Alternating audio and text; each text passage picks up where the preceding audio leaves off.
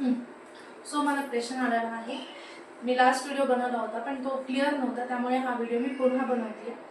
So पेपरमध्ये question विचारला जातो. विद्यार्थ्यांचा मला पर्सनली क्वेश्चन आलेला आहे की मॅम आम्ही बोर्ड एक्झाममध्ये हायलायटर किंवा व्हाईटनर यूज करू शकतो का? सो याचा आन्सर आहे नो. तुम्ही एक्झाममध्ये हायलायटर किंवा व्हाईटनर यूज करू शकत नाही. अशी कोणतीहीच तुम्ही गोष्ट यूज करायची नाही ज्याच्यामुळे तुमचा पेपर डॅमेज होईल. त्याला ऑप्शन्स आहेत.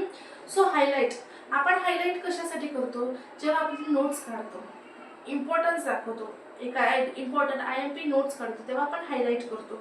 सो बोर्ड एक्झाममध्ये तुम्हाला पेपरमध्ये तुम्हाला कोणता टॉपिक तुम्हाला स्पेसिफाय दाखवायचा आहे, इम्पॉर्टंट आहे, सो तुम्ही काय करा, अंडरलाईन करा.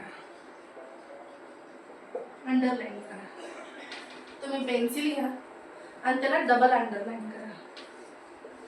म्हणजे रिस्पेक्टेड पीपल किंवा व्यक्ती, रिस्पेक्टेड सर किंवा मॅडम असतील, जेव्हा ते पेपर चेक करते त्यावेळेस त्यांचं लक्ष डायरेक्ट ते अंडरलाईन केलेल्या त्या गोष्टीकडे जाईल आणि त्यांना ते मुद्दा समजून येईल की तुम्ही ते कशासाठी अंडरलाईन केलं आहे. सो तुम्ही पेन्सिल घ्या आणि त्याला फक्त अंडरलाईन करा, जस्ट अंडरलाईन करा, बस. सो दुसरा आहे व्हाईटनर यूज. आता विद्यार्थी काय करतात, एखादा शब्द किंवा एखादी वर्ड शब्द जर चुकला तर त्याला हे व्हाईटनर यूज करून त्याला पूर्ण पांढरा पांढरा करतात. तर हे बोर्ड एक्झाममध्ये व्हॅलिड नाही. त्यापेक्षा तुम्ही काय करा, पेन्सिल घ्या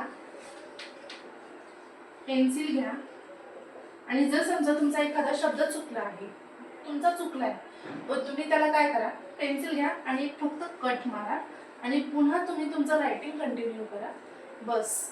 तुम्ही जेव्हा कट मारताय ना आणि पुढे कंटिन्यू करताय ना, त्याच्याने काय होईल, तुमचा जो पेपर आहे तो पण छान प्रेझेंटेबल राहील आणि खाडाखोड वगैरे नसलेला पेपर हा एक्झामिनर किंवा जे रिस्पेक्टेड सर किंवा मॅडम तुमचा पेपर चेक करणार आहे त्यांच्यासाठी खूप छान वाटेल त्यांना की तुम्ही खाडाखोड नाही केली.